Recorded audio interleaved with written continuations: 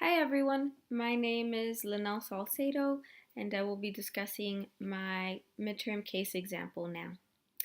My case happens in a local public hospital in the Bronx. The majority of the population that is served by the community tends to be um, anywhere from poor to no income families to middle income families. It is known throughout the borough that if you need free medical care and you have no way to pay for it, you go to this hospital. The hospital's mission statement is the patient is at the center of all of our efforts. The primary mission of the hospital is to serve the Bronx community in providing high quality, cost effective healthcare in a respectful way to all, regardless of the ability to pay. The hospital also strives to achieve excellence in medical education, working in partnership with its academic affiliate, the AE College of Medicine. I am a social work intern within the adult medical services aspect of care in the inpatient medicine and oncology team. The team is comprised of an interdisciplinary team that includes a doctor, a nurse care manager, a pharmacist, several resident student doctors, and a social worker. In this case, I will call the patient Mr. A. Mr. A is a 55-year-old Hispanic male who was brought in by ambulance after experiencing seizures in his sister's home. The patient has a history of seizure disorder since birth, mild developmental delays, and has been hospitalized several times due to the seizure disorder, which at one point in the past led him to be intubated and hospitalized. Mr. A suffered a very mild stroke while receiving care at the hospital during this hospital stay. The doctors explained that it was a complication of his seizure disorder. The patient currently lives with his sister, Miss A. Mr. A states that he is estranged from his parents and therefore only has interaction with his sister. Mr. A's sister has visited him at this hospital several times and has pulled the social worker aside and informed the social worker, me, that she wants him discharged to an inpatient rehabilitation nursing center. Mr. A wants to be discharged home, however. The doctors and the hospital administration want him discharged immediately. And I wanted him to be discharged to the inpatient rehab services. To summarize the conflict here, in applying Levy's 1973 model, Mr. A, Mr. A's case example, the conflict is among the patient's family, the hospital administration, and the social worker. In sum, the conflict arises between the social worker, the hospital administration, and the patient in their respective preferred outcomes. Using Levy's classification model, in order to explain the preferred conceptions, outcomes, and instrumentalities, I will now talk about how this is reflected in each party that I previously mentioned. The social worker prefers to see the patient through the lens of dignity and worth. And this is important because this gentleman, Mr. A, has the developmental disabilities and has the seizure disorder. However, as a social worker, I am here to lend a voice to Mr. A and therefore want him to be seen with dignity and worth, and that he is a person who is entitled to his medical decisions just as anyone else should be. Um, However, it's important to note that he does require help from others due to his mild developmental delay and is in need of ongoing services like the rehabilitation mentioned in order to educate him and manage the possible side effects that he has due to the stroke that he had, the mild stroke that he had. The preferred outcomes obviously would be to empower him and to leave him feeling happy after his hospital stay and feeling that he knows what he can and cannot do in regards to the stroke symptoms. Also, we want him to be safe. He needs to be discharged to the right rehabilitation services, so that he can be given the right education that will empower him, and also assuring that these services are providing him with the right amount of care, and ensuring that he has a good network of support when he goes back out into the community. All of this will provide support, education, and will ensure respect for the client and his decisions amongst the staff and his family, allowing the patient to have autonomy over his life, choices, and decisions. His sister sees him, the preferred conception that she has of him is that he's dependent on her and dependent on others. However, she feels that he's in need of inpatient rehabilitation services in order to improve his stroke symptoms, and is afraid to bring him home because she doesn't believe she will be able to provide him with the level of care that he is entitled to. His sister also has young children, and she's afraid that uh, if his symptoms of the stroke worsen, she will not be able to provide him or her family, her children, the right amount of care that he deserves. And for her, it's more about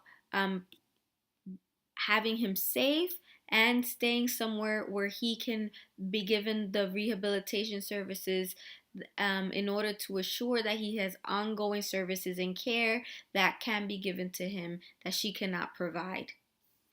And of course, the preferred instrumentality in working with him for the sister is to provide education and ensure that he is respected and provided the adequate amount of support that he needs in managing his stroke symptoms, um, in this case. The hospital administration's preferred outcomes are a little different. They want to discharge the patient in as few days as possible because they need to balance the hospital budget, and they need to make sure that the interaction with the patient, with Mr. A, is cost effective, and make sure that he is safe so that there isn't malpractice, but also they don't want him to come back to the hospital, because this could mean loss of funding and money for them. But they also want to assure in all of this, which is interesting, that he gets the required medical care that he deserves.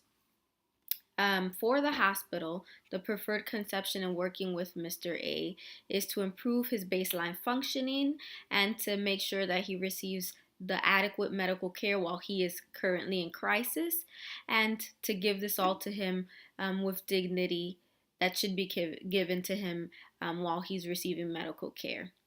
And finally, uh, the preferred instrumentality that the hospital is working with here is that they want to make sure that they are providing ongoing services, that they respect him, and ongoing services for the hospital means things like referring him out to agencies, and ensuring that there's a continuity of care and that the patient has the support when he is discharged into the community. Mr. A stated that he feels better and he wants to be discharged home. The doctors have asked the social work team to see him, so they asked me to see him in order to evaluate his mental state, ambulation, and the ability to make decisions. Remember, this gentleman has mild developmental delays, so I was concerned that managing his mild stroke symptoms would be difficult for him, so I thought that this would be best. However, Mr. A wanted outpatient services because this would allow him the freedom to come and go from his sister's home, and would allow him to feel like he's living a relatively normal life, and I had to respect that. The hospital, on the other hand, regardless of anything, wanted him to be discharged immediately.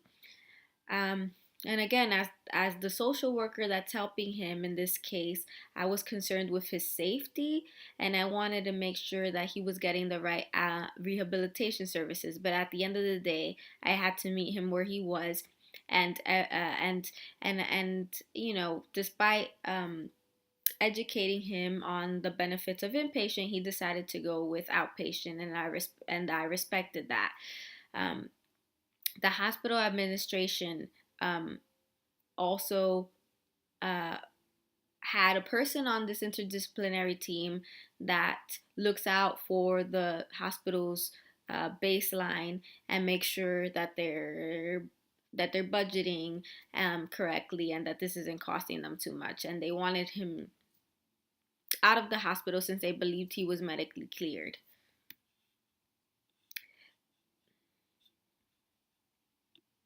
The term value in social work, so now I'm going to go into shifting and talking about the social work ideology. The term value in social work is overarching, um, and as it helps to guide and frame the work done with people. Levy's article, the 1963 article, believes that the profession both shapes society and is shaped by society in a reciprocal fashion.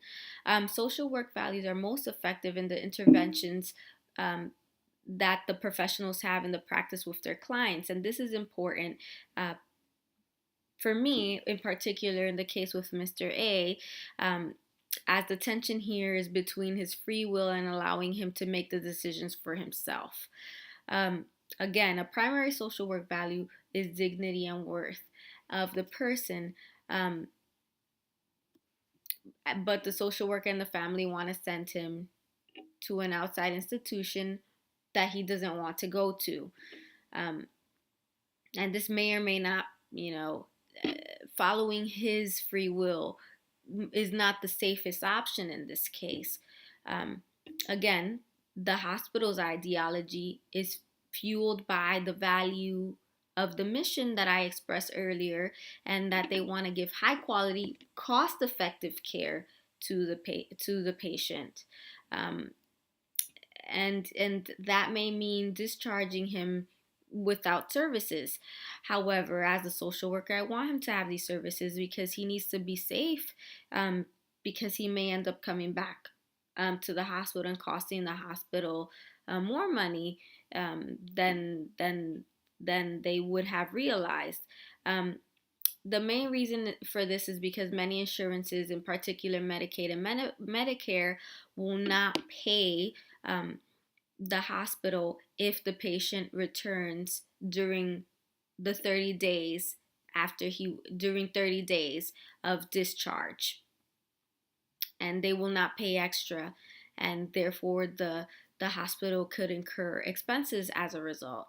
Um, and that's why length of stay and timing for the hospital is really important, and permeates a lot of the relationships that happen in the interdisciplinary team and work with the patient. The client's ideology is that he wants to be able to make decisions over his own life. He wants his own free will and self-determination to make his own decisions. His family, which is represented by the sister, is mostly concerned with his safety as well, but she's also concerned with her family, with her two children that she's raising. And so the overarching concern is not just the level of care that he is going to receive, but also that her family's needs are also being attended to. Um, and so this cannot be discounted. However, this was all counteracted by providing him with education in regards to the importance of getting rehabilitation services, and he was educated on both inpatient and outpatient and decided to go for outpatient. The intervention was the same for the family in educating them on the importance of outpatient being just as effective as inpatient for him, and informing them of the fact that he does have this free will in a gentler way than just stating it to the family. This could have ended in a dysfunctional outcome if, for example, the doctors had discharged the patient without informing the nursing team or the interdisciplinary team that involves myself and the social worker. Well, just me as a social worker on the team. This could have had disastrous outcomes. The patient could have left the hospital without having the knowledge that he needed to care for himself after having these mild stroke symptoms, and this could have ended it badly. He could have hurt himself. He could have come back to the hospital within those 30 days, costing the hospital more money. Therefore, if we look at it in a holistic perspective, as a social worker, I'm providing an invaluable service to the hospital because it saves them money, but it also helps the client because they get the required services that they need. Um, again, Gordon, in his 1963 article, argues that if a value is used as a guide in a professional action when knowledge is called for, the resulting action is apt to be effective. On the flip side, if knowledge is called on when a value is needed as a guide to action, the resulting action may be unpurposeful. This is all from from Gordon's 1963 article. In this event, if he had been discharged, this could have been one of those things where knowledge wasn't used, but his value was used, right? His value of free will and self-determination was used, and this could have caused a disastrous outcome where he could have hurt himself, because now he has symptoms that come with having mild stroke, not complete paralysis of his body, but maybe delayed movements, and therefore rehabilitation could have taught him how to use kitchen tools better, or how to manipulate things that he was used to holding with the left side of his face, with the left side of his body, where the mild paralysis was pronounced, and therefore outpatient rehabilitation services or inpatient rehabilitation services would have been beneficial in that event. If the client had been informed of this and his family, then this could have prevented him from hurting himself in this theoretical example. Therefore, using both values and knowledge in this case would have benefited him, and this in the real world, this is exactly what did happen. I provided him with the knowledge. He made the decision for himself, and therefore his free will was enforced, and he was empowered in making his own decision. But also, he was discharged safely into the community, and his family was happy with the outcome.